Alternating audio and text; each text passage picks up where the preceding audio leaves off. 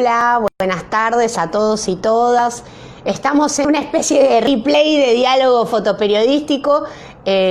Hoy va a ser la repetición de la última charla del primer ciclo de diálogo fotoperiodístico, la 12ª. Para quienes no me conocen, mi nombre es Paula Cunzo, yo soy fotoperiodista y corresponsal. Tuvimos un pequeño problema técnico y más allá de que ayer entrevistamos a Ricardo Arizpe, vamos a volverlo a hacer, así que los y las invito nuevamente a participar y a estar conmigo y con Ricardo en este rato. Les cuento que a través de las charlas se ha ido rescatando el valor educativo, cultural e informativo que las fotografías y las nuevas narrativas visuales impactan en la sociedad a través de periodistas, fotoperiodistas y comunicadores que tienen tanto a nivel nacional e internacional de habla española. En cada charla se ha ido desarrollando temas de valor social, cultural, políticas, en las que se enfatiza permanentemente la importancia radical de la fotografía como una herramienta a la memoria y construcción histórica de temas complejos, sensibles y pocas veces conocidos, e incluso como una denuncia de vejaciones de hechos humanos, investigación científica y búsqueda laboral. Hoy vamos a entrevistar nuevamente a Ricardo Arizpe. Les cuento que me esperen un segundo. Ricardo, ahí estoy buscando su CV. Trabaja en Caracas y Venezuela, es analista de sistema de la Universidad Centro Occidental Lisandro Alvarado, es fotógrafo. En sus inicios optó por la formación autodidacta y posteriormente participó en diversos talleres de especialización. Inició su carrera expositiva en el 2011 y actualmente es artista visual. Ha participado en inimitables proyectos expositivos, individuales y colectivos, y ha sido merecedor del tercer lugar en concurso de Métier du Monde de Alianza Francesa Caracas Venezuela 2012, el tercer lugar del 20º Salón de Jóvenes Confía, Museo de Arte Contemporáneo de Zulia, Maracaibo, Venezuela 2017, finalista del Premio Internacional Felisfa 2018, Buenos Aires, Argentina, seleccionado para formar parte del proyecto editorial Nuevo País de Fotografía 2019 y editado por el Grupo Artesanos Ivanesco Caracas, Venezuela. Ha publicado los libros Encriptados del Cuerpo 2013, un nombre en ruso que ayer me dijo, pero no me acuerdo, que era el nombre de 2 series y ahora nos va a contar, 30 Years After Chernobyl 2016 y hashtag Somos Resilientes 2017. En la actualidad es director de la iniciativa Incubadora Visual, que hace unos días tuve el honor de que me diera un espacio y participar, y director de hashtag el despacho Art Lab y parte del team de Agua Cultura. Conozco a Ricardo Arizpe, así que le agradezco profundamente por estar nuevamente con nosotros y darnos una entrevista y, bueno, contestarnos nuevamente las preguntas. Te agradezco, Ricardo, buenas tardes. Buenas tardes, ¿cómo estás? Bueno, bien, dentro de todo, muy bien. Bueno, te agradezco mucho por nuevamente estar con nosotros. La verdad que lo de ayer fue súper especial, a mí me encantó, debo admitirlo, pero bueno, tuvimos un pequeño problema, inconveniente técnico, así que, bueno, nada, arranco nuevamente a preguntarte. Me gustaría volver a hablar, como te conté, de que estás realizando un trabajo sobre los lives que se realizan durante la pandemia y haces una crítica social muy interesante desde distintos ángulos sobre la hiperactividad, banalización y de alguna manera la mediocridad social en la que nos encontramos atrapados, desde que de repente mucha gente se encontró con un montón de tiempo, no sabía qué hacer y empezó a compartir lives de cualquier cosa, como desde cocinar cosas que se parecían que eran sencillas pero eran gourmet, de hacer gimnasia a pesar de que nadie te controlaba o no tenía específicamente que ver con tu cuerpo, y que al mismo tiempo conlleva una cosa que hablamos también, que es esta cosa actual del facilismo y la urgencia con la que se hace todo, que lo comparamos con un video de Marilyn Manson y los videos como se hacían en los 90 y que hoy cualquiera es instagramer y tiene una necesidad de que lo sigan a costa de un montón de vacío y de banalidad, ¿no? A mí, sinceramente, como que escapo bastante, participo de vez en cuando en los Zooms del trabajo, de hecho no pongo ni mi cámara, los lives en los cuales participaba de diálogo fotoperiodístico, a los cuales agradezco profundamente a quienes participaron y los pueden ver en mi IGTV, y es como que veo una sobreexcitación de compartir todo, y quería comenzar preguntándote cómo describís este fenómeno social en el que todos creen que se pueden ser parte de la fotografía o son partes del mundo fotográfico, pero a la vez los fotógrafos tratamos de alejarnos de esto y de los medios hegemónicos que sentimos que están fallando. Sí, bueno, efectivamente, si hay que resumirlo en una palabra es esa, ¿no? Banal. De hecho, comienzo por lo que en algún momento te comenté ayer, que es que este oficialmente es mi primer live. Este sería el segundo, pero es el mismo de ayer. Por ese mismo asunto, a ver, he estado negado a participar porque la gente, de alguna manera, después de 2 semanas, todo el mundo comenzó a ser experto en todo. Comenzaron a generar contenido que muchas veces no tiene ningún valor y yo creo que esa es la primera máxima, ¿no? Todo el contenido que uno genera debe aportar algo, debe servir de algo. Y te decía ayer que en tu caso particular yo acepté el live porque por lo menos tú haces la tarea, tú investigas, vas, buscas. Y es un trabajo, digamos, súper difícil porque incluso ayer preguntabas cosas del portafolio que ni siquiera yo me acordaba. O sea, trabajos que ya para mí como que no existen, de viejos que son, ¿no? Entonces yo creo que eso tiene su valor.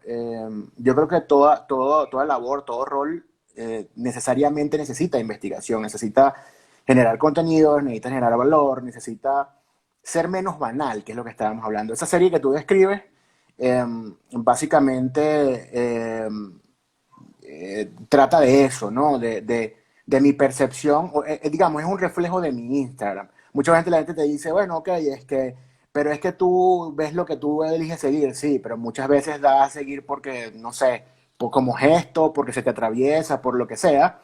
Y de alguna manera, después de la pandemia pasamos a tener, no sé, 3 globitos de en vivo a tener cientos quizás, y entrando aleatoriamente en uno que otro, ninguno genera nada.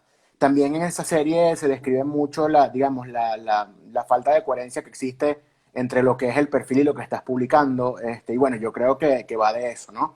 Eh, y por eso te decía, si más allá de la banalización inclusive, hay un tema como una especie de, digamos, de mérito a muy corto plazo. Yo creo que a la gente le está haciendo falta ser aceptada, el like y toda la cosa. Que al final la pregunta, y es algo que siempre ¿para qué? O sea, ¿qué te aporta ese like? ¿Qué te aporta ese like? O sea, ¿qué estás ganando? No necesariamente hablemos de dinero, pero ¿cómo estás capitalizando este asunto de hacer live por hacer live, ¿no? Y yo creo que esa es la gran reflexión, más allá de que sea una crítica o no, obviamente es mi postura.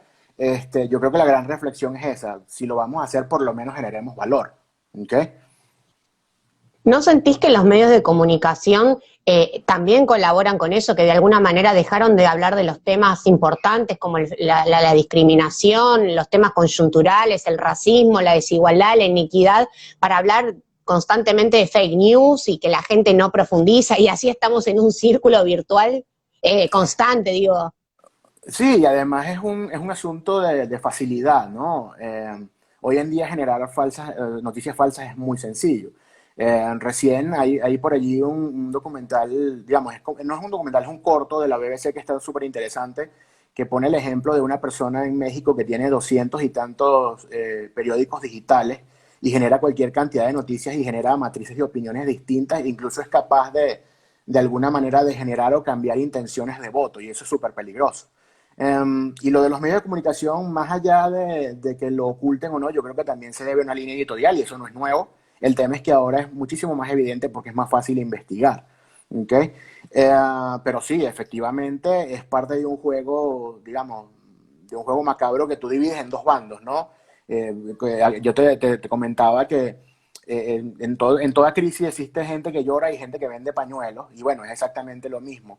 Si ya sabemos que se puede generar noticias falsas y generar de alguna manera alguna ganancia con eso, existen dos grupos: el que las consume y el que tiene la inteligencia suficiente o la habilidad suficiente para generar esa noticia falsa y generar, digamos, esas matrices a su favor. La pregunta es, bueno, ¿de qué lado estás tú? O sea, la pregunta es cómo colaboras, o sea, qué tienes que hacer, cómo aprendes, cómo te educas para no consumir ese contenido basura. Validar las noticias, incluso ya lo ves en las mismas herramientas. WhatsApp, por ejemplo, ya no te deja reenviar un contenido que ha sido reenviado muchas veces por la misma prevención de que no se cree una ola más grande, por ejemplo. Entonces yo creo que también es un tema cultural y es un tema de educación que en la medida que vayamos avanzando en esto, la gente va a ir como que de alguna manera aprendiendo. ¿Va a ser la mayoría o no? Solo Dios lo sabe, ¿no? Pero bueno, es parte del mismo juego. De hecho, comparto un montón tu opinión. Ahora nosotros estamos en un proceso de una posibilidad de reforma judicial y sin embargo la mayoría de la gente no se ha tomado ni siquiera el trabajo de leer o saber en qué consiste y opinar sobre lo que opinan ya otros medios de comunicación u otros periodistas. Y a mí me preocupa realmente de una manera aguda ese tema, de que la gente no tiene la capacidad de reflexionar por sí mismo, sino que analiza ya la reflexión que me dieron subjetivamente un medio de comunicación que obviamente tiene que ver con una línea editorial, ¿no? Sí, totalmente. Y además tienes que entender a ver, pasa lo mismo que con los contratos de privacidad de las redes sociales. Nadie sabe que está diciendo que está de acuerdo. ¿Ok? Son tan extensos, tan complejos y están diseñados en un lenguaje tan poco convencional, por así decirlo, o tan lejos de lo coloquial, que a la gente le da lo mismo leerlo. No, al final termina siendo parte digamos, del mismo entendimiento que puedas tener en base a tu bagaje cultural. Y si no dominas el lenguaje, mucho menos vas a dominar ese contenido. Y es eso, al final es un juego, digamos, es un ir y venir que no va a terminar nunca. O sea, si no, a ver, si no, no existiese ese lenguaje. Eso tiene digamos, tiene sus implicaciones o tiene sus intenciones realmente. Para quienes se están conectando ahora, estamos hablando con Ricardo Arizpe, que deben seguirlo, por @rarispe. De alguna manera siento que vos mantenés esa crítica social a través de tu trabajo, que desde mi opinión es muy sincero, y realizás algunas veces montajes donde hay máscaras, que es como tu fetiche, contá que era la rata de Bansky, vos tenés tu fetiche, que son las máscaras, y a través de las máscaras que han tenido distintas connotaciones, como desde lo divino, lo poderoso, la censura, el silencio, el peligro y lo tóxico, has representado distintas cosas. ¿Vos creés que de alguna manera tiene que ver con lo que los medios deberían decir, callar, o qué significa para vos, o si es algo personal? Sí, a ver, la máscara para mí desde hace mucho tiempo ha sido una obsesión personal, por así decirlo. Y de alguna manera, digamos, en mi discurso representa, digamos, explícitamente es, ok, yo puedo continuar haciendo cosas a pesar ¿ok? De todo lo que está sucediendo, digamos, en tu periferia. Pero obviamente es un código universal, se utiliza para determinadas cosas o para muchas cosas dentro del lenguaje, sobre todo en lo visual. Y pues de eso va a hacer arte. Tú lo colocas en un contexto en el cual también esa imagen termine de construirse en base al bagaje cultural de la persona que lo está viendo. Entonces, bueno, yo te comentaba que hay una serie que yo hice en el 2017, que es la que termina siendo el libro que tú mencionabas que se llamaba Somos Resilientes. Es una serie en la cual yo nunca explícitamente hablo de protesta, todo lo contrario. Las personas que están fotografiadas en ese trabajo son personas que continuaban haciendo o generando iniciativas que generaban país y ayudaban a alguien o de alguna manera generaban valor, pero para efectos de la gente al ver la máscara todo el mundo asumía que era alguien que estaba protestando y bueno, eso genera también una reacción que al final es lo que tú tratas sí, de buscar o de generar en la gente. ¿Okay? Pero sí, la máscara de todas tiene que ver obviamente con un asunto personal y que poco a poco, digamos, el poco a poco más bien es como de mucho a mucho, lo he ido incorporando a mi trabajo y es parte de mi lenguaje. Es casi como tu marca registrada, la máscara. Casi. Casi, casi. ¿Vos te considerás fotoperiodista? Porque también es una de las preguntas que yo tenía pendiente y bueno, lamentablemente no llegué a hacer, porque una de las cuestiones que me decían es por qué aceptaba en diálogo fotoperiodístico una persona que de alguna manera no es estrictamente fotoperiodista, sino es artista visual, y mi respuesta es que porque creo que necesariamente los fotoperiodistas debemos tomar como propias nuevos elementos que creo que vos utilizás y tenés muy en claro, ¿no? Fíjate, a ver, como mi trayectoria es bien particular, ¿no? Porque yo comencé por la fotografía, que originalmente yo soy fotógrafo. Obviamente hice fotoperiodismo, hice miles de pautas, hice trabajo en la calle y todo lo demás. Pero hay muchas cosas que me llevaron digamos, a migrar del fotoperiodismo, de la fotografía purista. Porque creo que está, digamos, en mi caso no era lo correcto enfocarlo de esa manera. ¿Cuáles son estas cosas? Fíjate, todo purismo es malo, ¿ok? Yo creo que el purismo genera prejuicio. Y ayer te comentaba que una de las cosas que yo le debo a la fotografía es que a mí la fotografía me quitó el prejuicio y yo aprendí a mirar aun cuando no esté de acuerdo. ¿Ok? Y eso genera sesgo. Entonces ahí ya hay como que una primera, como que un primer punto. El segundo es que mm, mi intención no es demostrarle a la gente que yo sé hacer fotografía. Es decir, a mí no me interesa decirle a nadie, ah, mira, sí, yo soy fotógrafo porque sé utilizar la cámara y mira la cámara que tengo y esta es mi descripción técnica. No, a mí me interesa comunicar. Yo creo que el fotoperiodismo o algunos fotógrafos, para no hacer un saco muy grande, digamos, hay como dos grupos. Hay gente que es extremadamente conservadora y extremadamente purista y gente que sí se abre a nuevas ideas. Y creo que de alguna manera el oficio está como no sobrevalorado, pero sí como sobreestimado. ¿Okay?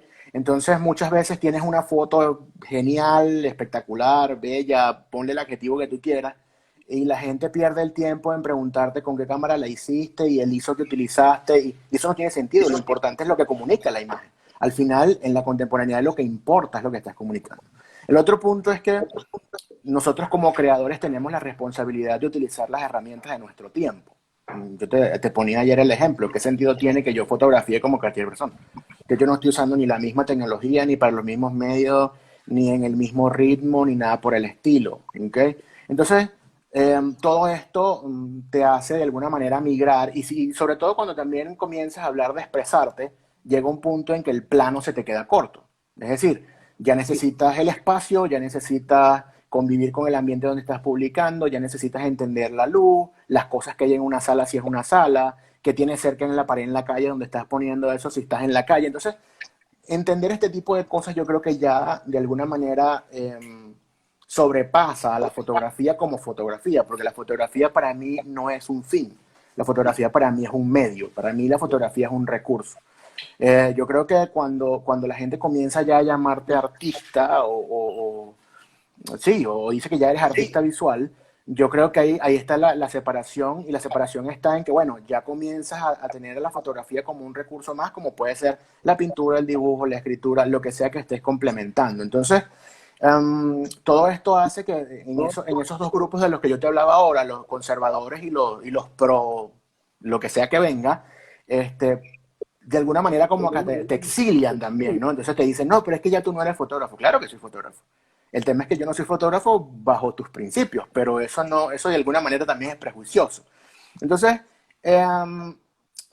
ahí el tema con el fotoperiodismo es que si yo soy o no soy fotoperiodista, de la misma forma que lo digo, yo no, a ver, no, mi interés tampoco es encasillarme yo en una categoría, eso lo dirá el mercado, la gente que escribe, los que ven, los que leen.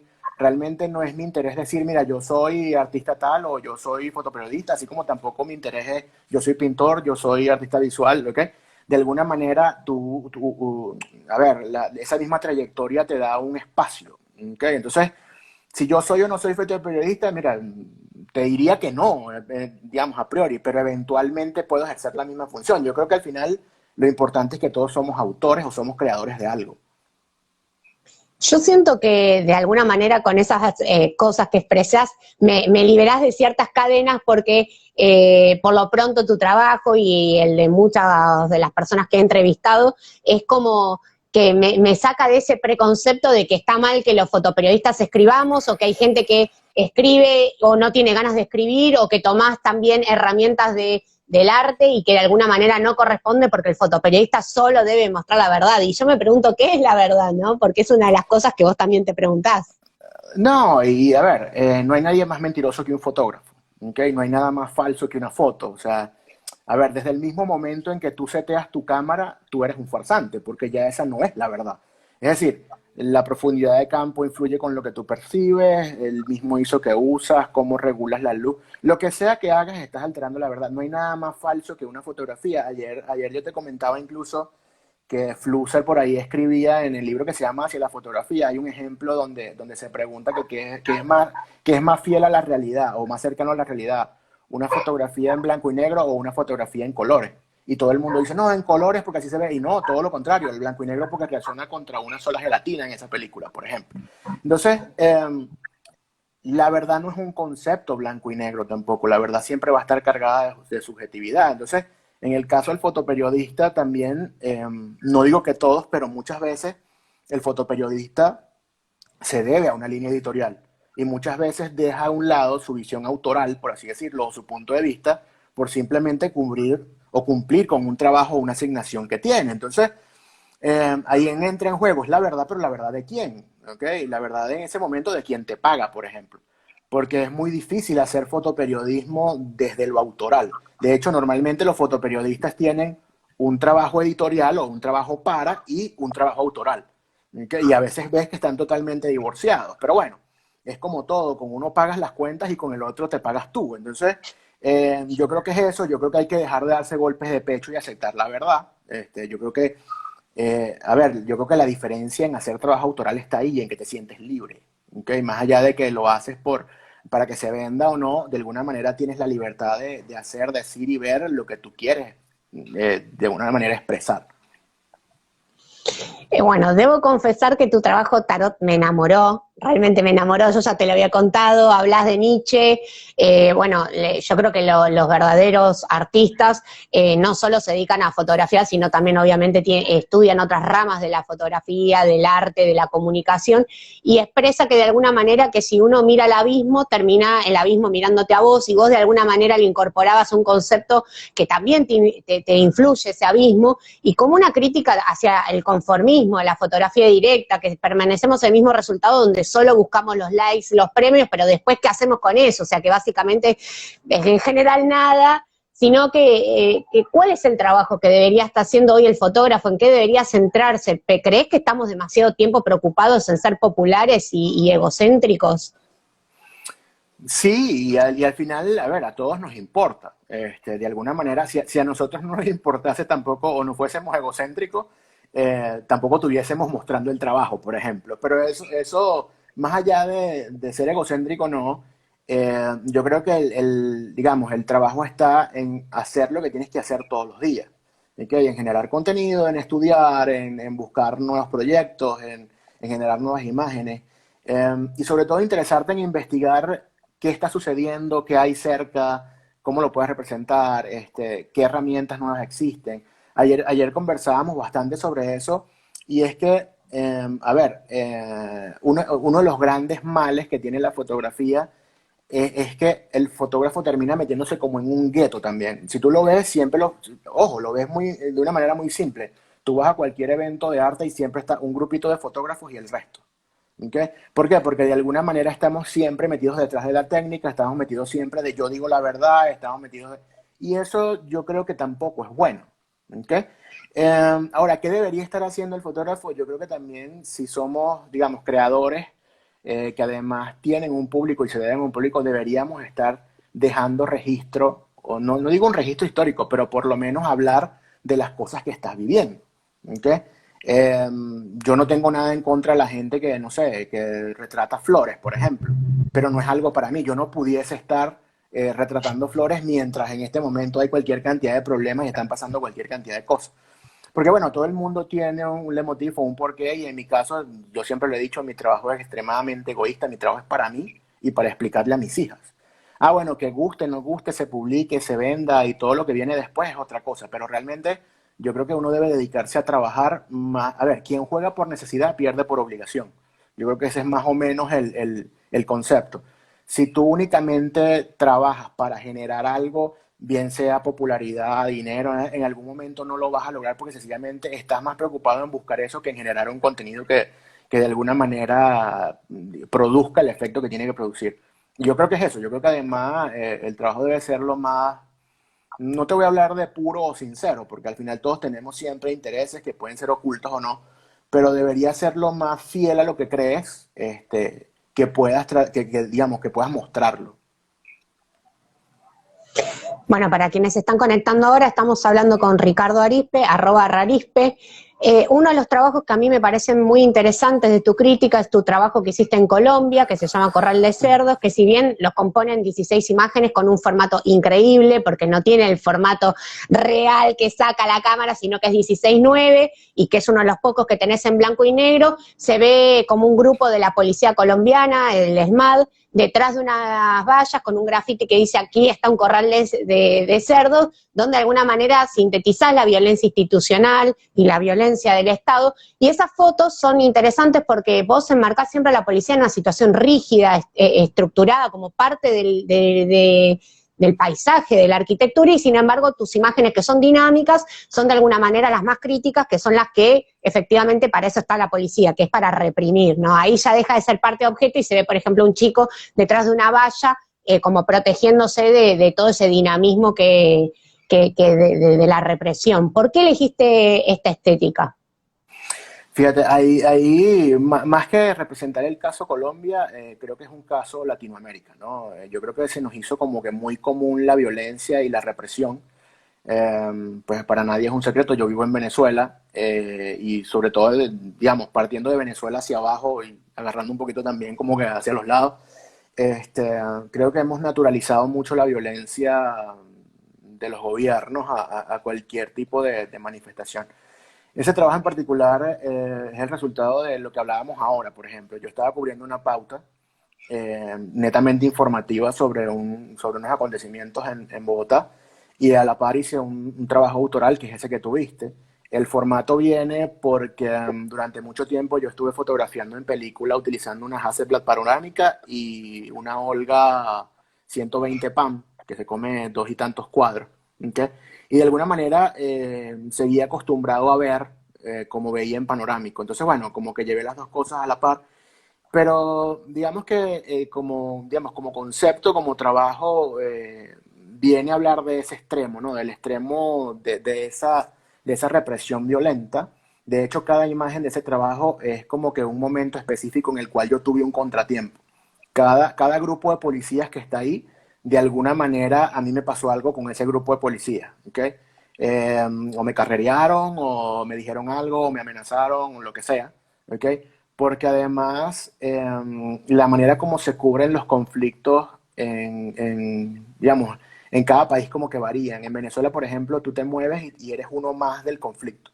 A ti te puede golpear cualquiera, el que está protestando, la policía, o sea, te tienes que cuidar el doble, ¿okay? Porque estás en el medio y no tienes como que bando, ¿no?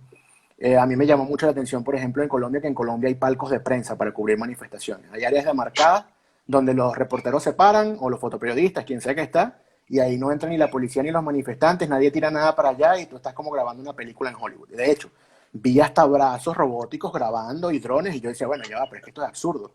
O sea, es como la guerra, ¿no? Es absurdo ir a la guerra y tener reglas. Es como que, bueno, ya va, ¿qué estás haciendo aquí? Entonces, claro, una vez que tú sales de ese palco de prensa, tú estás como que alterando su orden y eso no tiene sentido. Y, a ver, explícame tú cómo cubres tú un conflicto desde tan lejos, sin saber qué está pasando, no escuchas a la gente, no sabes qué hay. Es todo como que volvemos a lo mismo, es todo como que muy estudiado para que se vea lo que tú quieres que se vea y yo no quiero mostrar lo que tú quieres que se vea. Entonces, um, ese tipo de cosas, de ahí se deriva ese trabajo y ese trabajo es el complemento de otra arista, de un trabajo que yo te comentaba ayer que se llama Revolución o algo por el estilo, que es un trabajo que es la otra parte, ¿no? Es como que la cara de los manifestantes cuando intentaron destituir a Gustavo Petro de la alcaldía de Bogotá, y era como que un campamento que estaba en la Plaza Bolívar y todo un tema. Entonces, a mí siempre me ha interesado eso, a mí siempre me ha interesado el poder, pero no el poder del que sufre, o sea, o el poder que tú ejerces sobre el que sufre. A mí me interesa el poder en todas sus aristas, o sea, de quien lo ejerce, quien lo padece, quien está en el medio, ¿ok? Como para tener una visión más amplia de qué es lo que está sucediendo. Yo creo que mirarlo desde una sola arista o te victimiza o te hace un héroe y rara vez es la verdad lo que estás tratando de ver. En tu libro de Chernobyl rescatás con imágenes que son de paisajes exteriores en general y algunos interiores, excepto el retrato de dos viejitos, que yo ya sé que es el nombre, pero no me puedo acordar del libro que está en ruso, rescatás de alguna manera una de las herramientas que yo creo que es la fotografía, que es la permanencia de ese lugar, la resiliencia, la resistencia. Se ve de alguna manera también los carteles de la propaganda, las pinturas o los restos, por ejemplo, de un zapatito en el medio de algo gris, contaminado y tóxico. ¿Cómo surgió este proyecto? ¿Cómo te llevó a realizarlo? ¿Cómo terminó siendo un libro? Y que además de alguna manera fue algo constante en todo tu trabajo, porque lo seguiste, tenés otros trabajos donde indagás sobre Chernobyl desde qué hay adentro, pero mostrando solo el acceso con puertas de manera vertical, pero siempre con fotos que son desconsoladores, desgarradoras. Sí, a ver, el tema Chernobyl para mí siempre ha sido desde muy pequeño una obsesión personal porque, bueno, siempre lo que yo he pensado es, imagínate las magnitudes del accidente para que yo con 6 años, viviendo en un pueblo en Venezuela donde, ojo, en ese momento no existía la televisión por cable ni nada de esto, yo me enteré de que eso sucedió. ¿Ok? Y siempre estuvo como que latente y bueno, obviamente en el momento en que vas creciendo, el trabajo que vas haciendo y como que todo conspira, en algún momento ese proyecto tomó forma. Eh, yo escribí en algún momento un tuit y no era ni siquiera una decisión tomada, me voy a Chernobyl, y alguien me contacta desde Colombia y me pregunta que si yo tengo las imágenes. Entonces, bueno, eventualmente fue bueno, mira, no, viajo apenas un mes y todo lo demás. Y eso se concretó porque además ese año era muy particular. En ese año se celebraban los 2 años se celebraban o se conmemoraban los 2 años de la masacre de Meidán y el 30 aniversario del accidente de Chernóbil. Y bueno, es imposible ir a Ucrania y estar tan cerca de los dos y dejar uno por fuera, ¿no? Y bueno, es entonces cuando decido ir a Chernóbil. Yo tenía una asignación, obviamente, para un proyecto editorial justamente por el aniversario. Eh, y bueno, yo cumplí con mi asignación como que el primer día, lo más rápido que pude, y el resto del tiempo me dediqué a hacer ese trabajo autoral que fue el que tú estabas mencionando. Además, ese trabajo es bien particular porque terminó siendo algo totalmente distinto a lo que yo fui a buscar. Todo el mundo, digamos, cuando uno viaja influenciado mm, por lo que has visto, por lo que ya tienes como referencia y muchas cosas de las que se están mostrando en base, digamos, mostrando Chernobyl, no son fidedignas. Es decir, muchas cosas están alteradas como para generar más caos, más distopía, ¿no? Y además de eso, me pasó algo muy particular con estas dos personas que tú mencionas, que son dos viejitos que están en el libro. De hecho, las letras que tú mencionabas en ruso son el nombre de ellos dos. Son Iván y María, es el nombre de ellos dos. Cuando yo estuve en casa de ellos, ya como el tercer día, algo así, cuarto día, estuvimos conversando bastante después de fotografiarlos y todo aquello. Y en algún momento, Iván me comenta que él no se ha visto de todos esos trabajos que han hecho. Yo digo, ya va, pero ¿cómo que no te has visto si yo te he visto cualquier cantidad de veces? De hecho, yo sabía que tú existías porque, no sé, te vi Es más, si hay 10 documentales, en los 10 está Iván. ¿Okay? Y además, digamos, las personas que te llevan al área le dicen, ¿no? Que él es el hombre más famoso de Chernóbil y lo sabe. Entonces, es como que, ¿sabes? Ese asunto de prometer cosas que los fotógrafos no cumplimos. Eso de prometer imágenes y no llevarlas. Ocurre mucho. Muchas veces tú llegas a un sitio y la gente te dice, no, por ahí vino tal persona alguna vez y me ofreció una imagen y nunca volvió. Yo creo que eso para mí siempre he tenido, y es un tema de formación, siempre he tenido como que digamos, algo muy marcado en ese aspecto. Si yo ofrezco una imagen, trato de que llegue. Entonces, eso le dio otra visión a mi trabajo. Terminé enfocándome más en el paisaje y enfocándome más en su historia. Porque además en Chernobyl pasan cosas muy particulares. El mismo hecho de que la radiación en su patio había menos radiación que en mi hotel en Kiev, por ejemplo. Esa Wow. gente toma agua de un pozo que tiene en el patio de su casa y tú te paras al lado del pozo y ves a un par de kilómetros está el reactor. Entonces, sabes, hay demasiadas cosas ahí como que encontrándose. Y es entonces cuando yo decido de alguna manera honrarlos porque, a ver, porque no se me hacía justo también que viniese yo con esta visión y entonces fuese un mercenario más que fue a hacer fotos y me olvidé de lo que estaba pasando. Entonces decido de alguna manera dedicarles el libro, ¿ok? Y de hecho pasaron cosas muy, muy, muy particulares con ese libro. Yo les envié les envié sus copias apenas lo edité, que el libro salió al público justamente el día del aniversario 30 de Chernobyl. Y una vez que Iván recibe el libro, pasó algo muy particular, que es que en el momento en que a él le entregan el libro, justamente lo acababan de llamar del hospital para notificarle que había muerto la señora, o sea, María. Murió de una neumonía y todo lo demás. Entonces, es como que cierras un ciclo, no lo entiendes, ¿sabes? Hay mucho ahí no sé si de místico, del destino, no lo sé, pero que de alguna manera también te lleva a hacerte otras preguntas, ¿no? O sea, hasta qué punto, no sé, lo estamos haciendo bien, lo estamos haciendo mal, qué es lo correcto, qué es lo que no. Y yo creo que todas esas cosas hay que preguntárselas todos los días cuando estás creando. Yo creo que eso también en el trabajo marca cierta diferencia, marca cierto impacto. ¿Cómo fue trabajar en Chernobyl? No me puedo imaginar, porque uno ve tantas cosas que no sabe de todas esas cosas que ve, cuál es la más cercana a lo que vos viviste, ¿no?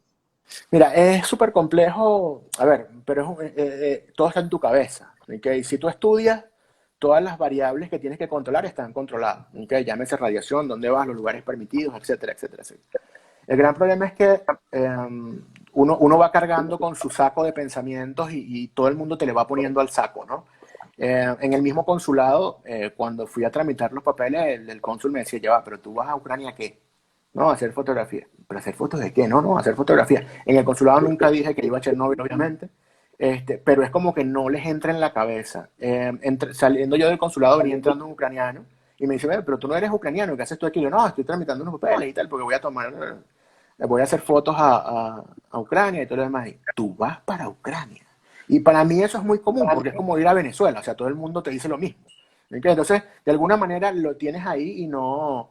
Y la gente empieza, bueno, que tengas cuidado que te va a matar el frío, que tengas cuidado que te va a matar la radiación, que tengas cuidado que te va a matar la guerra, que tengas cuidado, etcétera, etcétera, etcétera. De hecho, yo ayer te comentaba que yo estuve en un bar que entré por casualidad en Nueva York y era un bar ucraniano justo antes de irme y las chicas que estaban detrás de la barra me decían, ya va, pero ¿tú vas a qué? No, a hacer fotos y tal. Y que sí. Pero a Ucrania, sí. ¿Pero a dónde vas? No, a Kiev y voy a Chernobyl. A Chernobyl, no menos. Entonces es como que de alguna manera todos esos miedos también te los vas aderezando. La cosa es tan extrema que fíjate, y ahí viene una anécdota jocosa. Yo recuerdo que antes de irme, como que un día antes, 2 días antes, me llamaron de la aerolínea, como para leerme una cartilla, y es como que una liberación de responsabilidades por llevarte hasta Ucrania. Recuerdo que estaba el conflicto con Rusia como que muy a flor de piel y todo esto, entonces me empiezan a leer una cartilla, ¿no? ¿Sabe usted que va a un país en guerra? ¿Sabe usted que va a un país en no sé qué? ¿Sabe? Me empiezan como que a leer un checklist, y la última pregunta del checklist es que cuál era mi lugar de procedencia. Cuando yo le digo que voy desde Caracas, la persona que me está leyendo la cartilla se comienza a reír y me dice, no, no, no, disculpe que me ría, la verdad, pero es que si yo he sabido de dónde viene usted, yo ni siquiera le leo esta cartilla. Entonces, todo en el mundo es relativo. Entonces, ¿a qué voy con esto? Una vez que tú llegas, lo más difícil que tienes es que cuando vas a poner el primer pie en la zona, tú dices, bueno, ya va, te acuerdas de todo lo que te dijeron, de no sé qué, que los lobos, que el frío, que bla, bla, bla, y es como que, bueno, ya va, déjame pensar. Y hay otros dos puntos importantes y el otro es que normalmente uno trabaja enfocado en determinado tipo de cosas, es decir, el que trabaja con la infancia busca cosas que estén relacionadas con los niños, el que trabaja, no sé, con la política busca cosas relacionadas con los gobiernos, ¿eh? Pero cuando llegas a Chernobyl, sobre todo a Pripyat, que tienes una ciudad completa a tu disposición, es como que el espacio te reta y te dice, bueno, ok, ¿qué viniste a buscar? Aquí estoy yo. Y es muy difícil comenzar, ¿ok? Estás como que todavía impactado por lo que estás viendo, no Porque encuentras por la dónde arrancar. se ve, ¿Ah? porque aparte la radiación no se ve. Ah, sí, Está, además es súper complejo. ¿Cómo demonios fotografías tú la radiación? Eso te lo preguntas en el momento que llegas. Yo nunca lo pensé. Y eso es parte de, digamos, de la misma dinámica. Hay otro tema, la luz. En invierno amanece casi a las 7 de la mañana y oscurece a las 2:30 de la tarde. Y cuando te digo que oscurece, no es que empieza a caer la noche, no, no, es que oscurece que tú sacas una linterna y no ves a 2 metros. Entonces, todo eso de alguna manera te genera una dinámica distinta. Además, trabajar en la nieve tiene una particularidad. Normalmente cuando uno hace fotografía documental, tú vas como que de adentro hacia afuera. Es decir, tú primero ves todo, entras y empiezas a fotografiar como que el detalle y después sales a lo macro. En la nieve te ocurre todo lo contrario, porque una vez que tú pisaste ya eso no es virgen. Entonces, tienes que ir de afuera hacia adentro. Entonces, es como más difícil, es como que más difícil pensar, ¿no? Y todo esto se te mete, digamos, en la cabeza. Además, tienes también toda tu realidad. Hay una experiencia bien particular en un kindergarten donde están un pocotón de máscaras antigas de niños en el piso. Nadie entiende por qué, obviamente empiezas a pensar, bueno, ya va, ¿y qué le pasó a estos niños? ¿Y cómo fue? Te empiezas a imaginar cómo se fueron, dejaron los juguetes, etcétera, etcétera, etcétera. Eh, y de alguna manera también dices, bueno, ya va, yo tengo dos hijas que están a 10, 12 mil kilómetros de donde yo estoy, en un sistema de gobierno bastante parecido, que pueden estar pasando por lo mismo en este momento y yo estoy aquí, no sé, haciendo fotografías. Entonces, todo esto también como que se va haciendo parte de la experiencia y el silencio es una cosa loca. Yo creo que lo que a mí más me marcó fue eso. Hay momentos donde tú te hablas como para validar que no estás sordo. O sea, el silencio es una cosa que no, es que ni la brisa. Entonces, ¿sabes? Ese momento en que tú haces, no, sí escucho. Porque es que estás como tan retraído en el trabajo que ya como que no escuchas ni tus pisadas. Yo creo que eso también te marca. Entonces, bueno, todo eso también se hace parte de ese discurso, de ese trabajo y digamos, es parte de lo que fuiste a hacer. De alguna manera, al ver todo tu trabajo en general, se nota como, bueno, tu toque irónico, tu connotación apocalíptica de tus temas, lo distópico, hasta, por ejemplo, haces una crítica de la devaluación financiera o monetaria de Venezuela, incluyendo una imagen de una parodia de un de papel higiénico, la decadencia grotesca del sistema, pones en tela de juicio de lo que creemos y dónde ponemos la fe, de que no hay más valores, hablas de pestes contemporáneas, de la paranoia. ¿Tenés una mirada lúgubre del futuro social, de que no tenemos como un futuro claro y crees que el COVID cambió o confirmó tu posición? Eh, Esa es una pregunta compleja, pero fíjate, más allá de cómo yo lo veo, es qué es lo que está sucediendo. Normalmente lo que te comentaba ahora, el prejuicio, yo trato más que de creer algo, trato de ver algo, ¿no? Em, Cuando esto comenzó, y hablo de la pandemia, del COVID, todo lo demás, todo el mundo cuando teníamos 2 semanas decía, no, esto va a sacar lo mejor de la gente, y somos los mejores, y esto nos va a convertir en mejores seres humanos, no sé qué. Pero yo creo que hoy, a ciento y tantos días, ya casi 150, si tú le vuelves a preguntar a estos optimistas que decían que todo iba a ser maravilloso y que todos íbamos a ser mejores personas, ¿dónde estamos? Todos te van a decir que esto quizás sacó lo peor de la gente. Entonces los hechos son una cosa y lo que uno quiere creer es otra. Eso por ese lado. Lo otro es que es difícil tener digamos, una visión a futuro optimista cuando tú ves todo lo que está sucediendo en el mundo. ¿Ok? eh, Termina siendo como que además bastante duro tener conciencia de lo que está pasando. Todos los cambios que están habiendo, el mismo tema del fake news, la cantidad de accidentes que están ocurriendo.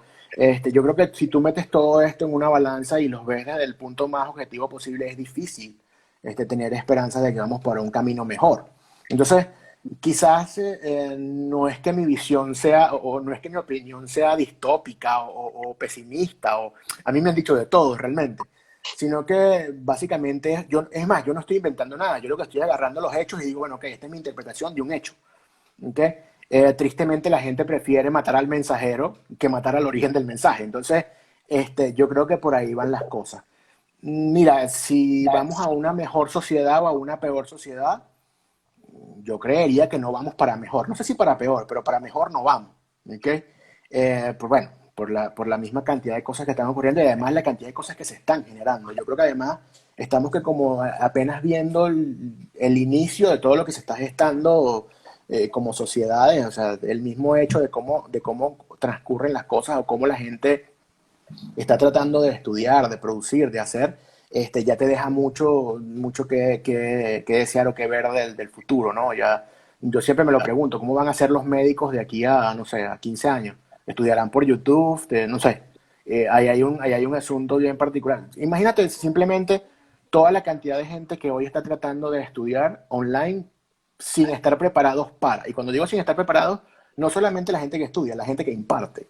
Es totalmente absurdo. Entonces, además hay que forzarlo porque sí, y al final lo que estás es como cumpliendo un requerimiento que no termina de cuajar y no va a terminar de producir nada nuevo. De hecho, yo me siento totalmente identificada con vos porque creo que al principio yo sentí como una ola de solidaridad, a las 9 se aplaudía, se pasaba música, hoy el que pasa música le insulta al vecino, de que molesta, los aplausos ni hablemos, que hace como 2 meses, creo que hace poco hubieron unos chicos que tocaban el violín y casi más los linchan en la calle, porque eran artistas callejeros, y la verdad que también me siento bastante defraudada, porque con un sentido también de lo que mostró el coronavirus, ¿no? De que necesitamos una cuestión colectiva que finalmente no termina resultando, ¿no? Sí, porque es que, a ver, realmente la gente cuando lo comenzó a hacer no lo hacía por filantropía, es decir, no lo hacía porque amaba el humano y qué buenos somos y los médicos que estamos aplaudiendo, no, lo hacía sencillamente porque era moda.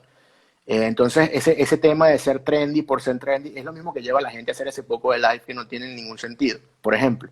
Entonces, es más un tema de figurar por figurar. Entonces, hazte la siguiente pregunta: ¿con qué van a figurar en el futuro? Te hago una pregunta peor: ¿a quién has escuchado tú hablando del futuro post pandemia? Porque esto va a pasar, o sea, no nos vamos a morir. No es que pasado mañana va a bajar van a bajar los 3 jinetes y nos vamos a acabar todos. No, digamos, el coronavirus, la pandemia, póngale el nombre que quieras, en cualquier momento, no es que va a pasar, va a dejar de influenciar todas nuestras decisiones, ¿ok? Y vamos a tener un post de lo que sea que esté pasando, y la pregunta es: ¿quién se ha enfocado en ver el futuro? Todo el mundo apenas está tratando de entender el presente. Y esto cuando llegó pasó lo mismo, nadie estaba preparado para recibirlo. Entonces, así como está pasando ahora, cuando el día de mañana, a ver, hoy todo el mundo está tratando de generar algo para sobrellevar la pandemia. En el momento en que lo logres cristalizar, va a llegar un momento en que te van a decir: se acabó. Entonces, todo tu esfuerzo durante la pandemia para generar algo en la pandemia, ahora no sirve porque llegó Otra digamos, cosa. un nuevo tema. Entonces, eso va generando una ola y es como un perro que trata de morderse la cola, ¿no? Y da vueltas y da vueltas y da vueltas. Y sencillamente en algún momento te tienes que parar, entender y decir: bueno, ya va, estoy aquí, ¿para dónde voy? ¿Cuánto tiempo me queda? ¿Qué es lo lógico? Ah, bueno, es esto, esto, esto. Pero para eso hay que tratar de alguna manera de ver los hechos más allá de basarse en lo que alguien me dijo, lo que yo escuché, lo que otro interpretó. Entonces, bueno, eso termina siendo como que muy complejo también. Bueno, te hace una pregunta que le he hecho a todos los entrevistados, hoy tenemos un toquecín de más tiempo y está todo controlado, es considerando toda la situación actual de la precarización laboral, bueno, de un sector de la fotografía el cual vos describías de que está negado a tomar nuevas herramientas y hasta le da vergüenza decir que saca fotografía con el celular, de que no tiene interés de aprender o tomar nuevas narrativas visuales. ¿Crees que de alguna manera está muerto el fotoperiodismo o que va en caminos de extinguirse? No, yo no creo que esté muerto ni que vaya a morir. Yo creo que el fotoperiodismo de alguna manera va a cambiar de forma, pero no de fondo. ¿Ok? Siempre vamos a tener, a ver, esa necesidad de comunicar, va a haber gente comunicando. Y el asunto es que, de alguna manera, uno debe aprender a trabajar con las herramientas de su tiempo y con las herramientas que tiene disponibles. ¿Ok? Pensar que tú vas a seguir haciendo fotografías igual el resto de tu vida es absurdo. ¿Por qué? Porque cambian los soportes, cambian las herramientas, cambian los sensores, cambian lo que sea. Y de alguna manera hay que aprender a lidiar con eso. A ver, muchas veces la negación viene porque no nos gusta evolucionar, no nos gusta estudiar, no nos gusta hacer lo que tenemos que hacer. Y bueno, y eso es comprensible. A ver, ha ocurrido muchas veces antes. Eh, el cambio de la fotografía digital, cuando llegó el Photoshop, a ver, y esto no es nuevo. La gente antes en un laboratorio podía hacer cosas que incluso muchísimo más increíbles de las que hace alguien hoy en Photoshop. Entonces, muchas veces cuando tú satanizas algo, lo satanizas porque no lo dominas. Entonces es más fácil satanizarlo y no hacerlo que tratar de alguna manera, adaptarlo a tu trabajo. Pero no, la respuesta es que no va a morir. Yo creo que va a cambiar de forma y van a haber otras estéticas, o van a incorporar otras cosas al lenguaje, hay otros medios, hay otras herramientas, pero obviamente siempre va a existir. Contame sintéticamente qué es la incubadora visual y cómo surgió. La incubadora es un proyecto en el cual tratamos de impulsar el trabajo de artistas emergentes. Surgió en algún momento por una necesidad digamos, en Venezuela en los últimos años ha decaído bastante el sistema, por así decirlo, y había una relativa carencia de espacios y de impulso. el talento emergente. Inicialmente salió o estuvo enfocado a la fotografía. Actualmente hemos atendido poco más de 600 artistas o algo por el estilo. Hicimos una jornada de visionarios a portafolios bien grande. Estuvimos como 6, 7 ciudades. Terminamos generando una exposición de 60 fotógrafos que estuvo, digamos, a nivel nacional. Estuvo en el Museo de Arte Contemporáneo en el Zulia, estuvo en el Centro de Arte de los Galpones. Y bueno, como que generamos una movida bastante interesante alrededor de eso. Y hoy por hoy, pues obviamente en el mismo, digamos, en la misma medida en que evolucionamos de la fotografía al arte, ya no solamente está dedicada a la fotografía, sino que también está dedicada a otros medios de expresión, ¿no? Pero bueno, a grandes rasgos, eso es la incubadora. ¿Qué es ser artista visual y cómo lograste ser artista visual? Yo realmente me divierto. A ver, esto de ser artista visual yo creo que va más allá Yo te pregunto porque me acuerdo que ayer contaste de que había una cierta cosa de que te había pasado con alguien que te había robado unas fotos y que al final vos le terminaste robando su propia idea también. No, el tema es que, a ver, muchas veces la gente se enfrasca en conservar criterios o conceptos que ya no tienen sentido. Muchas veces la gente se preocupa, por ejemplo, con el hecho de las apropiaciones, que la gente dice que, bueno, que cómo te van a estar copiando las imágenes y todo lo demás. A mí en lo particular, yo no veo mal que alguien tome una imagen y la intervenga. ¿Okay? Yo creo que todo lo contrario, más bien es una especie de guiño o de impulso para tu trabajo, porque además hay que tener claro algo: cuando alguien está copiándote, si es la intención, está en el momento en que tú estabas cuando hiciste esa imagen. Ya tú deberías estar más allá, no perdiendo tiempo en validar quién te copia y quién no. Y eso que tú hablas de la anécdota fue que mucha gente me reclamó en algún momento, porque yo hice unas imágenes y alguien tomó una imagen de mi trabajo y la intervino y la expuso en otra exposición. Y todo el mundo incluso me mandaba la foto y me decía, mira, pero mira lo que hizo, que cómo va a intervenir tu trabajo, que eso lo están profanando, etcétera, etcétera, etcétera. Y eso se quedó así. Yo realmente nunca, a ver, y nunca fue mi intención tampoco reclamar nada. Pero en algún momento, un par de años después, en una charla, en una conferencia, alguien me trajo el capítulo a colación y me decía que por qué yo no hice nada. Entonces, bueno, yo le contaba que sí hice. Yo lo que hice fue que en una exposición posterior, como un año después, la imagen que esta persona intervino, yo me la apropié, la expuse e incluso la vendí. Entonces, yo creo que también es un asunto de entender de qué va la contemporaneidad, o sea, de qué va el trabajo, de qué va a comunicarse. A ver, no, y además todo está inventado. Hay un tema con lo autoral que es súper complejo. Nosotros estamos reinterpretando cosas, nosotros no estamos inventando nada. ¿Okay? Entonces, yo creo que también hay que tener muy claro qué estás haciendo, cuál es tu rol, para qué estás generando tú el material, y bueno, es parte digamos, de la misma dinámica de tu entorno. Bueno, Ricardo, te agradezco un montón, se pasó otra vez volando. Agradezco a toda la gente que nos vio hoy, que nos vio ayer, que me vio durante el ciclo, que lo pueden ver en mi IGTV y en YouTube. Y bueno, te agradezco un montón, te agradezco todo este panorama que me has pintado y que de alguna manera también me ha liberado a mí misma de ciertos preconceptos. Los invito a que lo sigan en su Instagram, @rarispe, y bueno, nos vemos prontamente en un nuevo ciclo que comenzará desde otra plataforma, porque si hay una lección que aprendí es que prometo que no va a ser por Instagram. Buenísimo, no vale, un placer cuando quieras, de verdad. Buenas tardes a todos, nos vemos, muchas Hasta gracias. luego. Vale, Chao. chao.